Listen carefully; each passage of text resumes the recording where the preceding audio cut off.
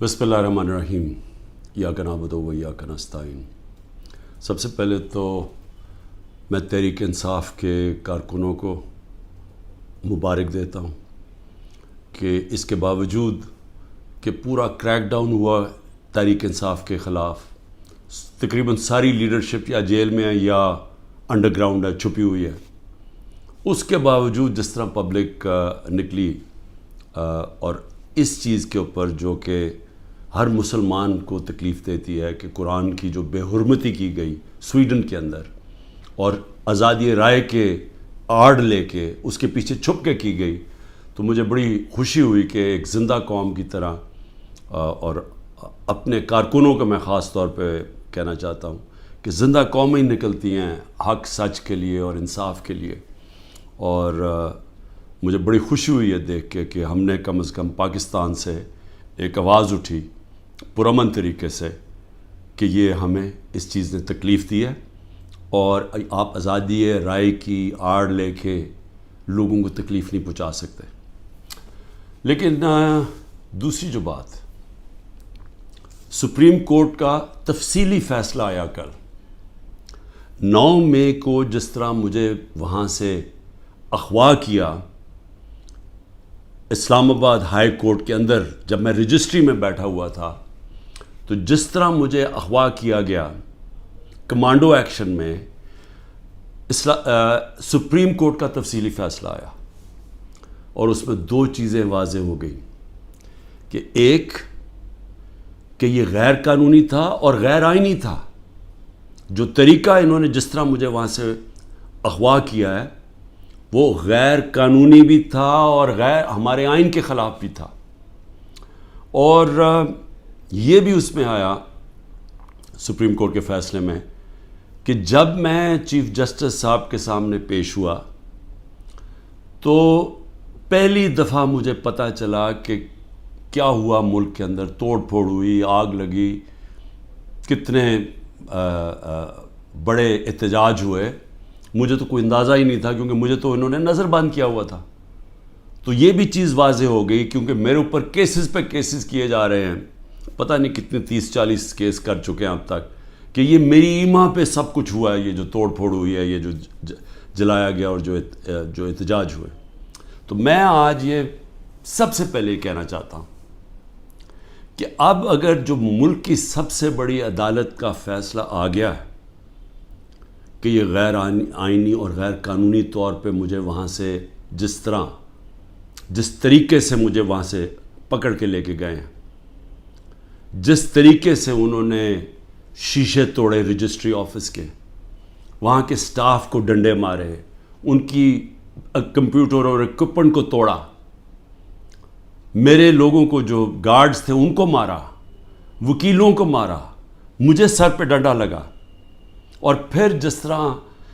ایک دہشت گرد اور مجرم کی طرح وہ جو کہ ملک کی سب سے بڑی پارٹی کا سربراہ ہے، ساری دنیا نے وہ پھر دیکھا جس طرح مجھے انہوں نے وہاں سے پکڑ کے لے کے گئے، اور پھر دنیا میں خبر کیا گئی کہ جی کرپشن کے اوپر عمران خان کو پکڑا، وہ آدمی جو اس ملک کی تاریخ کا سب سے زیادہ پیسہ اکٹھا کرتا ہے خیراتی پروجیکٹس کے لیے، جس کو یہ قوم سب سے زیادہ جس پہ اعتماد کرتی ہے اپنے پیسے سے، اس سے بڑا تو کوئی اعتماد نہیں ہے کہ جب لوگ اپنے پیسے سے کسی کو ٹرسٹ کرتے ہیں کہ انہیں پتہ ہے کہ ان کا پیسہ وہ امانت دار ہے، جس کو سپریم کورٹ نے پہلے صادق اور امین بھی کہا ہے، جس نے سارے پاکستان کے ایوارڈز جیتے ہوئے ہیں، جو 50 سال سے ساری دنیا کے اندر پاکستانی کو دنیا جانتی ہے، اور جس نے اپنی طرف سے کرکٹ کے اندر پاکستان کا نام روشن کیا۔ تو میرا سب سے پہلا سوال یہ ہے کہ اس کا کون ذمہ دار ہے؟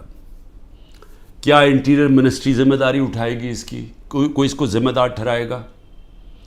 اور کیا نیب چیئرمین اس کی ذمہ داری لے گا جو ہوا میرے ساتھ؟ اور میں اب اس سے آگے چلتا ہوں، جب مجھے یہ جس طرح اٹھایا گیا اور اب ثابت ہو گیا کہ یہ اس ملک کے آئین اور قانون کے خلاف تھا، تو کیا ہماری پارٹی کو یہ حق نہیں تھا پرامن احتجاج کرنے کا؟ اب تو اگر ثابت ہو گیا نا کہ یہ قانون توڑ کے مجھے وہاں سے اغوا کیا گیا اور جس طرح مجھے ذلیل کیا گیا، تو کیا ایک ملک کی سب سے بڑی پارٹی کے سربراہ کو جب اس طرح اسے کیا جائے تو کیا اس کی پارٹی کو حق نہیں تھا پرامن احتجاج کرنے کا؟ اور یہ میں پھر واضح کر دوں، آئین ہمیں کہیں جگہ پہ روکتا نہیں ہے پرامن احتجاج سے، کہ جی کنٹونمنٹ میں احتجاج ہو یا جہاں بھی ہو، ہم کہیں بھی احتجاج کر سکتے ہیں۔ یہ ہمیں آئین ہمیں حق دیتا ہے، ہمیں توڑ پھوڑ کا حق نہیں دیتا، ہمیں جلانے کا حق نہیں دیتا، اور وہ سارے ہم سب اس کی مذمت کرتے ہیں۔ میں نے سپریم کورٹ میں جب مجھے بتایا چیف جسٹس صاحب نے، میں نے اس کی مذمت کی، اور انہوں نے وہ لکھا اپنے آرڈر کے اندر، اور میں نے کہا کہ 27 سال میں آج تک میں نے کبھی اپنی جماعت کو یہ نہیں کہا کہ کسی قسم کی انتشار کے اندر شامل ہو۔ میری سٹیٹمنٹس ہیں، جب ہمارے سے ظلم بھی ہوا 25 مئی کو، جب ہمارے اوپر جس طرح انہوں نے ہمارے ساتھ ظلم کیا کہ ہمیں بغیر کراؤڈ ہے ان کا ڈنڈے مار کے ٹھیک کرو، عورتوں کے اوپر، بچوں کے اوپر جو ہمارے نکلے ہوئے تھے پرامن احتجاج کے لیے، ان کے اوپر جو انہوں نے تشدد کیا، میں نے اگلے دن اسی دن رات کو ہوا، صبح کو میں نے اپنا دھرنا کینسل کر دیا، اور میری تقریر سن لیں، میں نے ادھر کہا کہ میں انتشار نہیں چاہتا۔ 26 نومبر کو 4 لاکھ لوگ جمع ہوئے پنڈی کے اندر، اور وہ سارے تھا کہ ہم نے پرامن ایک مارچ کرنی ہے وہاں سے اسلام آباد، وہاں جنہوں نے 30,000 پولیس جمع کر لی۔ تو مجھے پھر پتا تھا کہ انہوں نے ہمارے ساتھ وہی جو 25 مئی میں انہوں نے اس باری پھر وہی کرنا ہے، اور مجھے خوف تھا کہ اتنی زیادہ پبلک ہے اور وہاں خون خرابہ ہوگا۔ میں نے کینسل کر دیا، میں نے اسلام آباد کی مارچ 26 نومبر کو کینسل کی، اور اس کے بعد یہاں 8 مارچ کو جب ہم پرامن ہماری الیکشن کی ریلی نکلنے شروع ہوئی، انہوں نے اس کے اوپر جب حملہ کیا، پھر وہ میں نے ریلی کینسل کی، میری تقریر ہے۔ تو میں نے تو ہمیشہ پرامن احتجاج کی بات کی ہے 27 سالوں سے، تو وہ سامنے آ گیا، سپریم کورٹ کی ججمنٹ بھی ہے کہ مجھے تو جب پہلی دفعہ پتہ چلا میں نے تب کہا، مذمت کی، اور اس کے علاوہ اب یہ جو ہمارے لوگوں کا احتجاج ہے اس کو غداری کہہ دیا گیا ہے کہ ملک سے غداری ہوئی ہے۔ اب میرا سوال یہ ہے کہ غداری کس نے کی؟ کیا ڈنڈے مار کے ایک پارٹی کے سربراہ کو اور اس کے لوگوں کو مار کے اور غیر قانونی طور پہ اغوا کرو، اور پھر ہم سمجھیں کہ جی وہ بھیڑ بکریوں کی طرح چپ کر کے بیٹھ جائے گی پارٹی، وہ احتجاج بھی نہیں کر سکتی، وہ احتجاج کرے تو وہ غداری ہوگی اب، اور ان کو ساروں کو جیلوں میں 48 گھنٹے میں 10,000 لوگوں کو جیلوں میں ڈالا، سینئر لیڈرشپ ساری جیل میں، ابھی ساری انڈر گراؤنڈ ہے۔ 9 مئی سے اب تک ہر روز لوگوں کو اغوا کیا جا رہا ہے، ہر روز لوگوں کے گھروں میں جاتے ہیں، رشتہ داروں کے گھروں میں جاتے ہیں، گھر توڑتے ہیں، پولیس گھر لوٹتی ہے، ساتھ نامعلوم افراد آتے ہیں، چوری کرتے ہیں۔ میاں اسلم اقبال کی بیٹی کے سارا جہیز چوری کر کے لے گئے۔ کل وہاں بنو کا ہمارا ایم پی پختون یار 40 لاکھ کا وہاں اس کے گھر پہ سونا پڑا ہوا تھا، زیور پڑا تھا، وہ چوری کر کے لے گئے۔ یہ کون سی دنیا میں اس کی اجازت ملتی ہے؟ کون سے قانون کے تحت؟ اور صرف سزا مل رہی ہے کہ جی آپ نے 9 مئی کو احتجاج کیوں کیا؟ کیونکہ اب تو واضح ہو گیا نا کہ ہمارا احتجاج جائز تھا، کیونکہ غیر قانونی طور پہ، پھر سے میں کہتا ہوں، آئین توڑ کے مجھے اٹھایا گیا ہے، اور جس طرح اٹھایا گیا ہے اس کا ریئیکشن آنا تھا۔ اور میرا اب اگلا سوال ہے کہ کس نے پلان کیا سب کچھ؟ کیونکہ یہ جس نے بھی پلان کیا، کیا وہ چاہتے تھے کہ یہ ریئیکشن ہو؟ کیا یہ جان کے کیا گیا؟ کیونکہ اور طرح کی بھی تھے، اگر پکڑنا تھا وارنٹ دکھاتے پولیس، میں نے چلنے سے پہلے کہا کہ اب مجھے پکڑنا ہے تو وارنٹ دکھاؤ، پولیس آ کے لے جائے، تو وہاں سے اس طرح بھی، لیکن کیوں یہ جان کے کیا گیا؟ اور مجھے یہ شک ہے پری پلان تھا سب کچھ، یہ ریئیکشن پتہ تھا اس کا ریئیکشن ہونا ہے، اور اس ریئیکشن سے پہلی تیاری کی ہوئی تھی کہ اس کے بعد کرنا کیا ہے،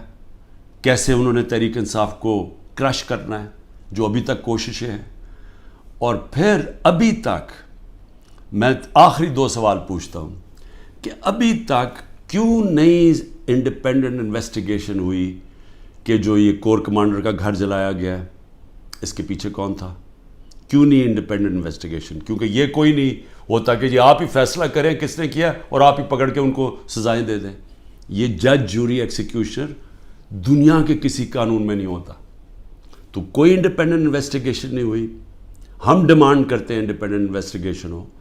انشاءاللہ ہم ثبوت دیں گے کہ اس کے اندر لوگ گھسائے ہوئے تھے، ایمبیڈ کیے ہوئے تھے لوگ. جس طرح میرے گھر کے باہر پلان بنا ہوا تھا کہ انہوں نے پولیس کے دونوں اسلام آباد آئی جی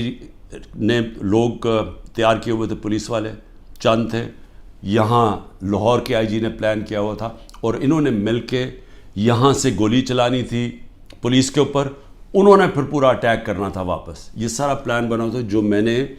22 مارچ کو پبلک کو پہلے بتا دیا. تو یہ بھی ایمبیڈ کیے ہوئے تھے، لوگوں کو اندر گھسایا ہوا تھا ہمارے، کیونکہ ہر جگہ سے، کیونکہ میں نے جب بعد میں پوچھتا گیا کہ یہ ہوا کیا ہے، ہر جگہ سے ایک آئی کہ جی لوگ تھے، کئی لوگ اندر گھسے ہوئے تھے، وہ اشتعال دلوا رہے تھے لوگوں کو.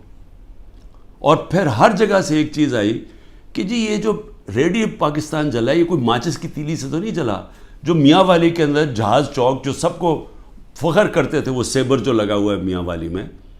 اس کو کس نے جلایا ہے؟ ایلومینیم کیسے جل سکتا ہے ماچس سے؟ کوئی پلان ہی تھا نا. تو چلیں ہم غلط ہو سکتے ہیں،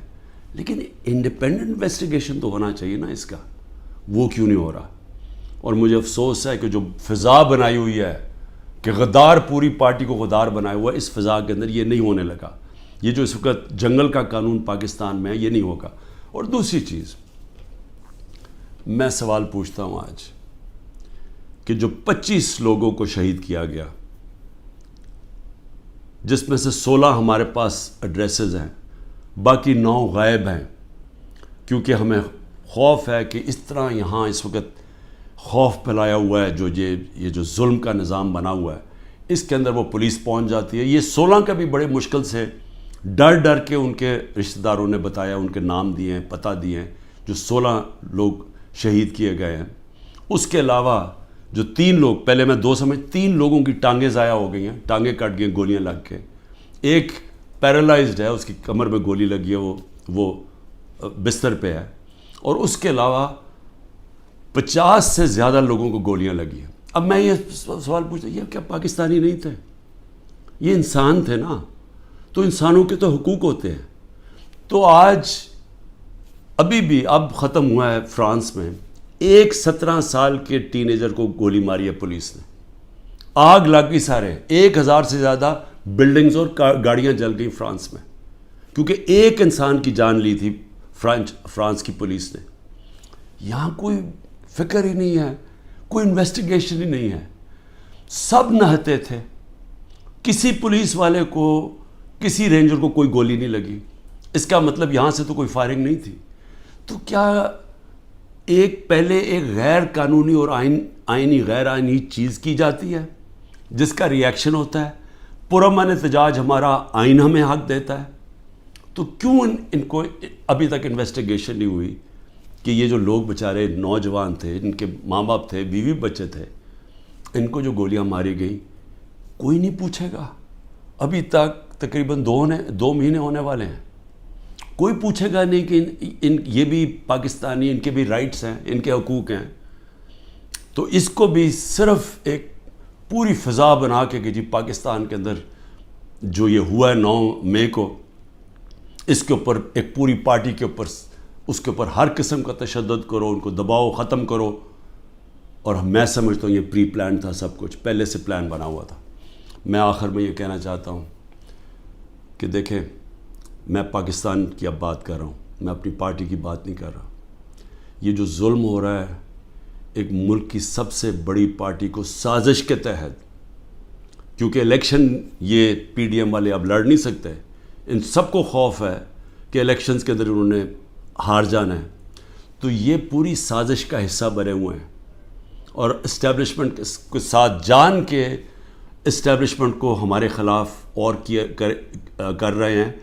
صرف اس لیے کہ یہ الیکشن میں پی ٹی آئی کو اسٹیبلشمنٹ ختم کرے پی ٹی آئی کو، تاکہ یہ چور پھر سے الیکشن جیت کے آ جائیں. اور ان کا کوئی انٹرسٹ نہیں ہے پاکستان میں. 14 مہینے میں انہوں نے پاکستان کو ادھر کھڑا کیا ہے کہ جو آج اگر کل ہم نے آئی ایم ایف کے ساتھ اس لیے ڈیفالٹ سے بچانے کے لیے اپنے ملک کو تباہی سے بچانے کے لیے، حالانکہ ہمارے پر ہر قسم کا ظلم ہو رہا ہے، ہم نے اس کے باوجود ان کی سٹینڈ بائی ایگریمنٹ کے ساتھ اس لیے گئے ہیں کہ ہمارا ملک بچ جائے. ان کو کوئی فکر نہیں ہے کیونکہ ان کے سارے پیسے باہر پڑے ہیں. تو میں آخر میں یہ کہنا چاہتا ہوں کہ جس کو بھی اس وقت پاکستان کی فکر ہے، جو اس وقت گیلپ کی سروے آئی ہے کہ ہر 5 میں سے 4 پاکستانی کہہ رہے ہیں کہ ہم غلط راستے پہ نکل گئے ہیں، یعنی پاکستانی میجورٹی جو 80% سے زیادہ پاکستانی کہہ رہے ہیں ہم غلط طرف نکل گئے ہیں، اس کے باوجود کوئی راستے میں کوئی کورس کریکشن نہیں ہو رہا، اور ہم صرف اور صرف ایک 1 پوائنٹ ایجنڈے پہ کہ جی کسی طرح پی ٹی آئی کو کرش کرو تو ملک کے مسئلے حل ہو جائیں گے. اور اس سے کس کو فائدہ ہو رہا ہے؟ کون ہیں وہ لوگ جو اس تباہی سے فائدہ اٹھا رہے ہیں؟ وہ میں آپ کو یقین دلاتا ہوں کہ وہ پاکستان کی اکثریت نہیں ہے. یہ تھوڑے سے لوگ ہیں جو قبضہ کر کے بیٹھے ہوئے ہیں وسائل پہ، جو قانون کے اوپر بیٹھے ہوئے ہیں، اور وہ صرف اور صرف چاہتے ہیں کہ ہمارا یہ جو قبضہ ہے یہ برقرار رہے، ملک جائے بہاڑ میں، کیونکہ ان کے پیسے باہر پڑے ہوئے ہیں. پاکستان زندہ باد.